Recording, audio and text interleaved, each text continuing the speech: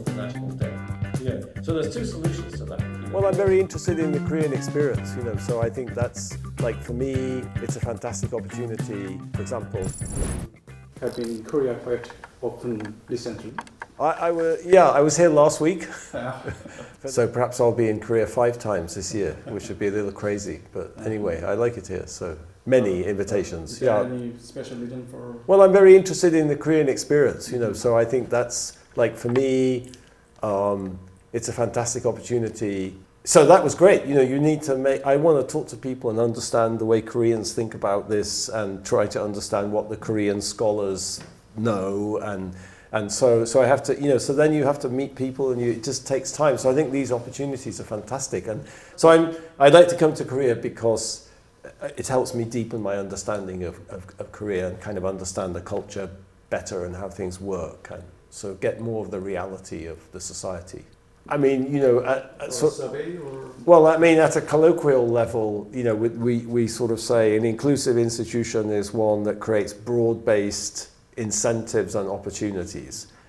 So and extractive institutions are, the opposite of that. So they tend to create narrowly based incentives or opportunities. So I think, there's two. You could give examples of specific institutions, or you could look at data and try to measure, institutions in data. So I think, and that could be like the rule of law, for example. So I think the rule of law would be a classic example of a kind of inclusive institution. There's equality before the law. The same laws apply to everybody.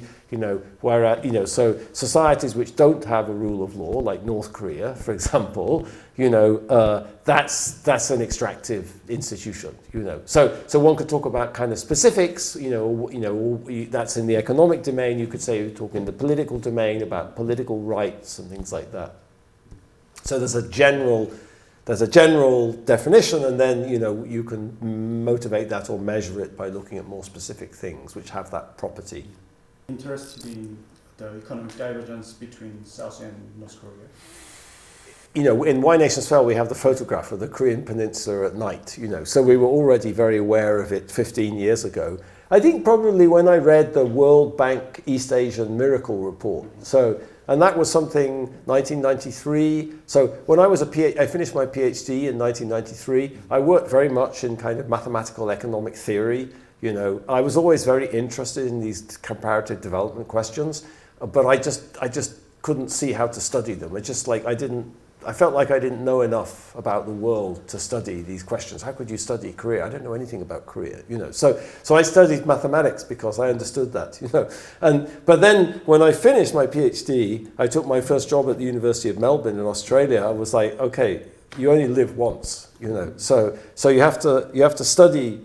Okay, now I have all these tools. I have all these methodologies. I'm going to apply it to something I care about. So I remember I read the East Asian Miracle Report by the World Bank when I was in Australia at the University of teaching at the University of Melbourne, and that kind of tells this story of the rise of this East Asian miracle and what was the nature of this East Asian. I don't remember what it says about North Korea, but you pretty quickly see, if you know something about the world, that comparison is even more interesting. Like, how come you just get this massive divergence? And I think, John Stuart Mill, the philosopher, the 19th century philosopher, John Stuart Mill wrote this very interesting essay about methodology in social science and how you make comparison between cases. So I think that's a kind of classic example of one of Mill's kind of comparison. And if you look at our work, I find these kind of case studies where you make these controlled comparisons. You take two most similar, he calls this, the most similar. You take two cases that look really similar, but then they vary on one outcome. So you can control for many things. And so I realized that, that is very similar to the kind of mathematical approach of kind of modern statistics, So we use that methodology a lot, and of course Korea fitted beautifully into that methodology also. This autobiography, did some recommend it to you, or? No, I just try to read. I've been trying to read everything. It's obvious that, in some sense, the Korean development experience has a lot to do with entrepreneurship, and the emergence of this very dynamic business sector, the chaebol. So like for me, an obvious question is like, where do those people come from? What's their social background? Why, why, like what drove them? Like, I mean, I think like one of the, for me who studied, like spent most of my life studying Latin America or Africa, the biggest puzzle, there's two big puzzles in Korea. One is, how come they're so good at implementing policy? And the second is, where do you get a leader? I was talking about that. Where do you get a leader who's so obsessed with economic development? You never have anyone like that in Africa or Latin America. Never. Not one example.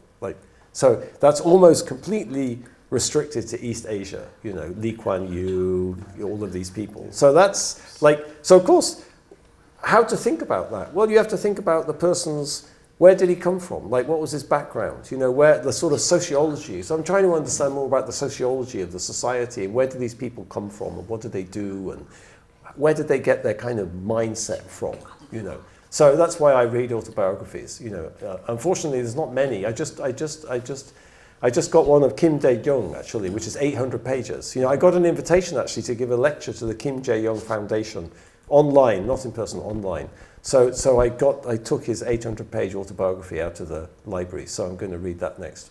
So I find autobiographies really, really interesting, actually.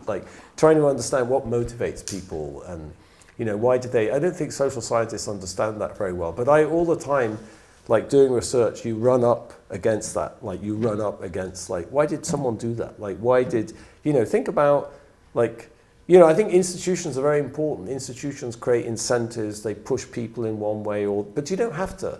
You can do something different. You can make a different, why do people make those decisions? I just find that really interesting. There's a biography of President Park called Spit on My Grave, which apparently is something he said, President Park said himself, people were criticizing him, or people saying, oh, you'll go down in history as this dictator or something, and then he said, oh, you can spit on my grave. 1980s, in era, John Jones era. Yeah. In your book, what has changed? Well, I mean, the economy, I think the big picture for me is, at least in the data, is that, one of the great success stories, one of the great triumphs of the Korean transformation is that Korea industrialized without increasing inequality. If you think about what's happened in China, there's been, of course, it started with socialism, so the initial conditions were different. But there's been this enormous increase in inequality in China. It never happened in Korea, So I think, because of investment in education, because of social mobility. But of course, the economy now got much more complicated, I think when you read, Chairman Chung's autobiography, you sort of see, in the 1970s, Korea was a much simpler place. It was smaller, it was simpler. You could do lots of things and there were no vested interests. Now there's vested interests. Now the economy is much more complicated. So I can sort of imagine that it's less open and fluid than the situation was in the 1970s. But I do think it's very important, for Koreans to keep in mind this bigger picture. This is one of the most remarkable. There's always problems, but this is one of the most remarkable transformations in human history. It seems to me, and it's not just economic. As I keep talking about, it's also cultural. What I find. I'll give you an example. I was just, one of my best friends in England who I was a student with, she's a lawyer in London, she's a barrister. Her 15-year-old daughter thinks that Korea is the coolest place in the world. She's obsessed with K-pop, K-beauty, everything. And I think I was trying to understand why that is. I think partly K-pop is empowered young women, super confident, she loves it, But I just think how did Korea do that? And that's just, it seems there's a cultural phenomena. And you think about the United States, one of the big things about the United States is the whole cultural thing, Westerns, Hollywood, blue jeans, Marlboro cigarettes, well, not so much anymore. Cigarettes are out, but that everywhere in the world kind of aspires to this American culture, But the Korean culture is having, and I find that fascinating. Japan never did that. Even Western European countries. I don't think there's any 15-year-old girl in England who wants to be French or something, or German or something. No, Korean. So that's fascinating. That facet of the whole Korean miracle also is super interesting. And for me, that is a feature of this upward mobility, of this creativity, of just kind of unleashing all this energy in society, you know, and just letting people do their thing, you know. So I can imagine there's challenges, but I do think like that big picture is super important to keep track of for Koreans, you know. Do you think entrepreneurship is more likely to thrive under inclusive? Yes, absolutely. Yes, absolutely. Yeah, because for entrepreneurship, you need social mobility. You know, you need. Yep. Like if that guy had got stuck in North Korea, do you think he'd have done what he did? No. Never, yeah. I think, you know, like the way I think about, you know, if you take the theory in Why Nations Fail, you know, you could describe this period under President Park as like extractive growth. You know, we have this idea, this concept of extractive growth. But I think like what the evidence shows is that that generated benefits for sure, you know, and they were concentrated, yeah, because President Park focused on, like, he told people what to do, you know, he told Hyundai, build a shipyard, you know, like, go do it, build a shipyard, whatever.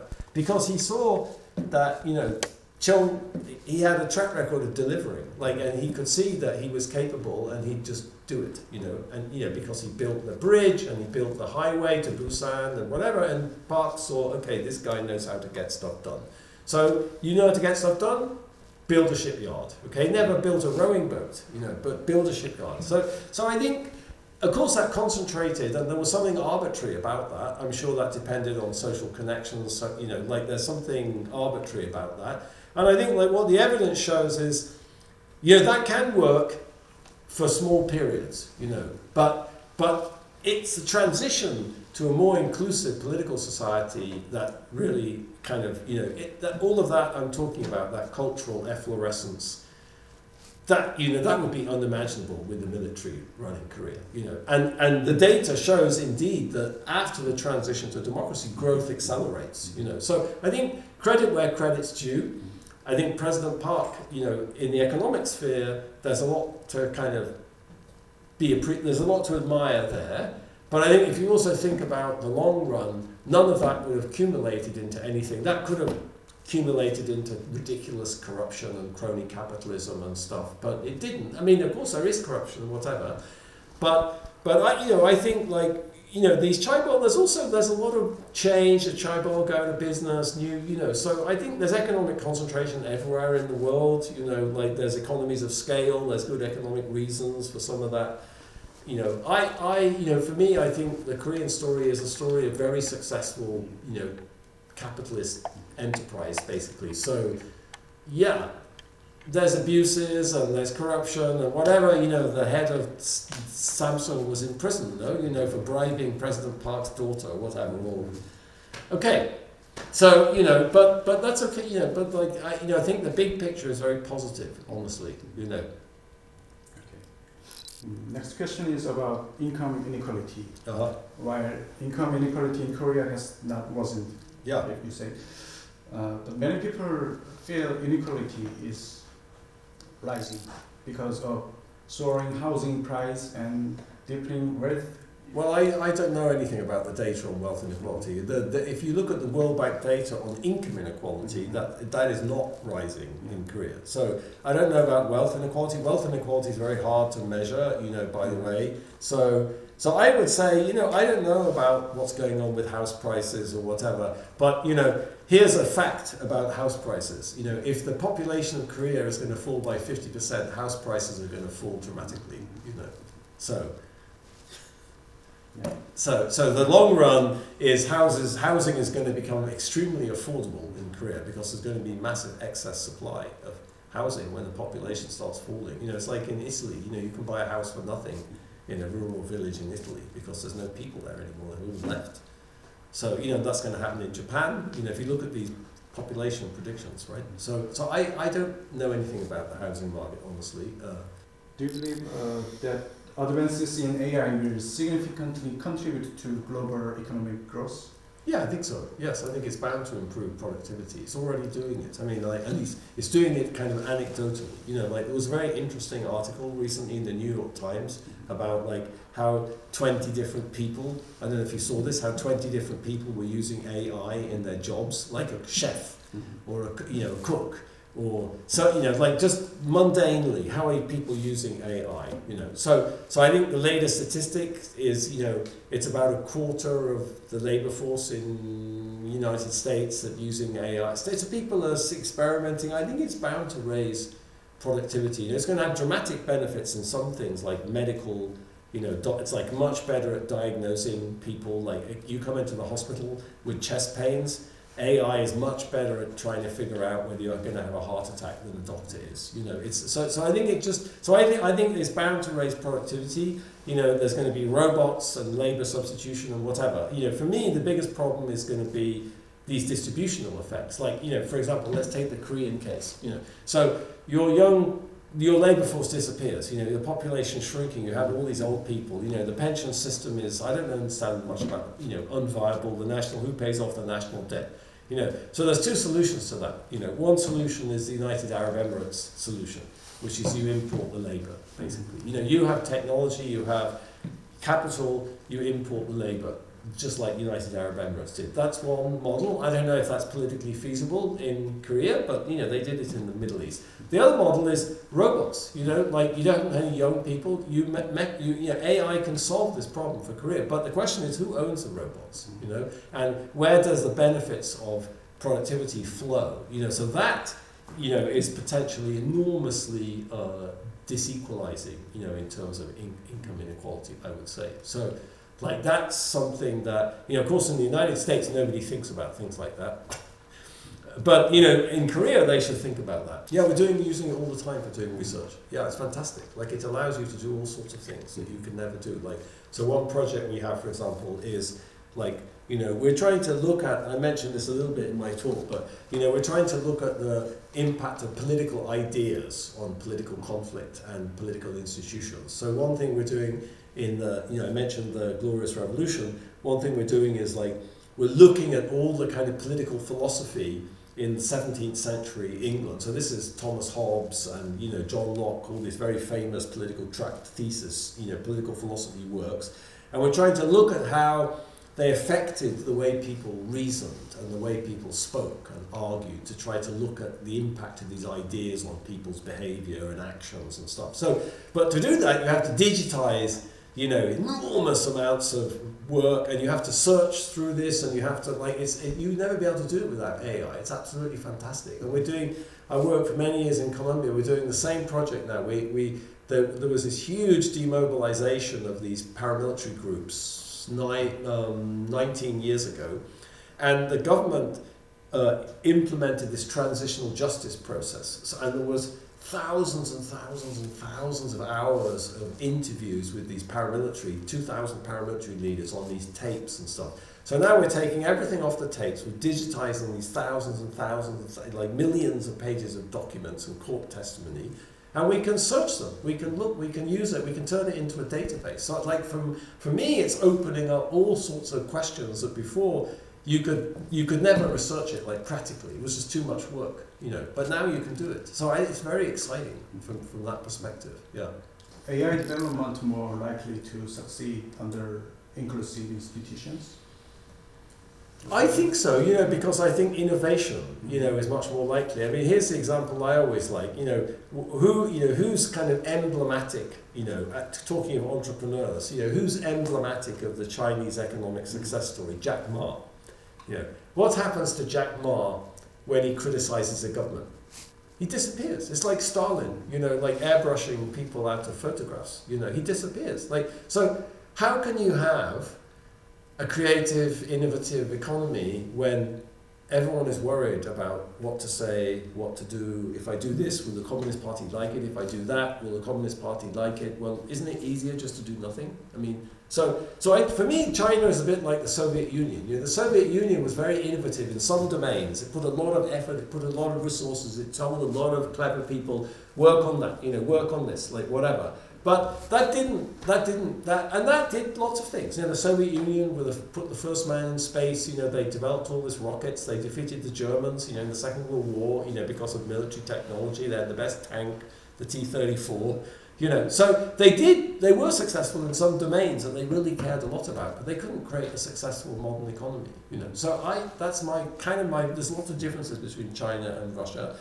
But that's my view about China. You know, China is so big and so impressive that, like, you know, it's difficult to believe. But I think if you look at history, power tends to corrupt and absolute power corrupts absolutely. And that's what you have in China now. You have absolute power. So I don't know how it's going to go wrong, but it will. How do you see the current U.S. and China rivalry over AI? I think it's, I think, as I said, my guess is that the US will be more successful in AI because there's just this kind of freedom to innovate, to experiment, of course, I find the whole thing very frightening, because all of these people are developing AI, none of them are thinking about the social consequences of it, And in some sense, all the problems that we have now in the United States, many of the problems are caused by not thinking through the social consequences of globalization, not thinking through the social consequences of the spread of computers, and that's why we have, all these problems, inequality and whatever, and now we're just doing the same thing, on steroids, as they say in America, like that. So that makes me very worried, yeah. Well, it seems to be an area in which Korean industry has sort of fallen behind. That seems to be a common perception, no? Leading country, AI.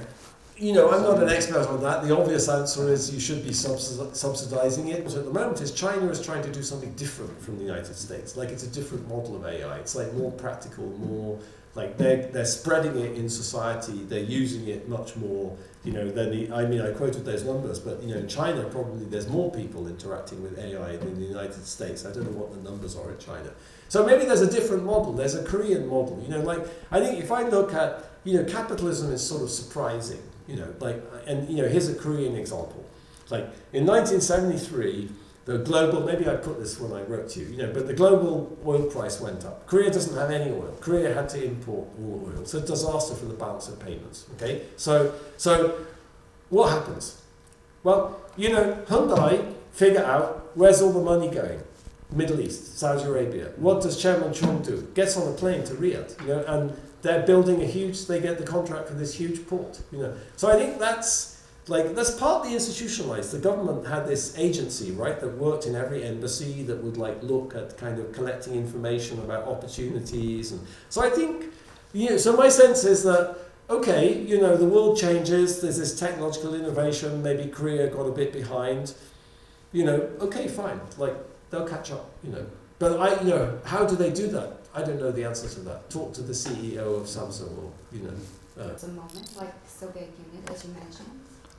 I think... It is just this moment? Yes, I think, I said, the Soviet Union was very successful in some domains, so you can create incentives even in a kind of totalitarian political system, but only in a very narrow domain. So I think, of course, China, so I think that's what China was trying to do. It's not the whole story, electric vehicles, that's also super interesting, that's like a private sector, so there is innovation in the private sector also, somehow some people feel that they're kind of not jeopardized by this kind of Jack Ma problem. I don't understand enough about Chinese politics or Chinese society to understand the kind of logic of that. Maybe they have friends in high places in the Communist Party and they're kind of secure or whatever. But I just think that the way the system works in China is just a fundamental impediment to kind of creativity and innovation, basically, and that's going to hold you back in whatever it is. Well, it's possible, you could imagine, some people would imagine a scenario where it's not people who do the innovation, it's the machine that does the innovation, and then in that case, that logic wouldn't apply. But my understanding is we're not at that point where that's happening. Yeah. Then machines don't care about politics. Machines don't vote and they don't want to vote. If you see what I mean. The current economic system. Well, I don't know about potential risks. When I look at Korea, I just see success. And the success is flowering. Look, I was just at a conference in June in Cambridge, in England. You walk on the high street in Cambridge, there's Korean barbecue.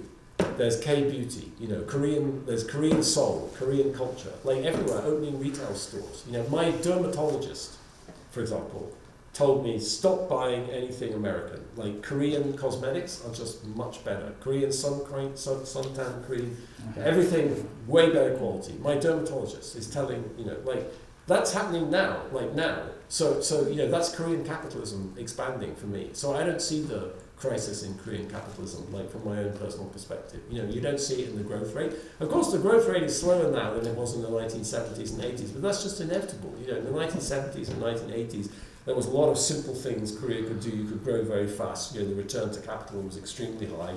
It's a well-known fact that growth slows down when you become more technologically sophisticated. So that process is inevitable. That doesn't tell you anything about what's going on in Korea. The fact that growth is slower than the 1970s or 80s.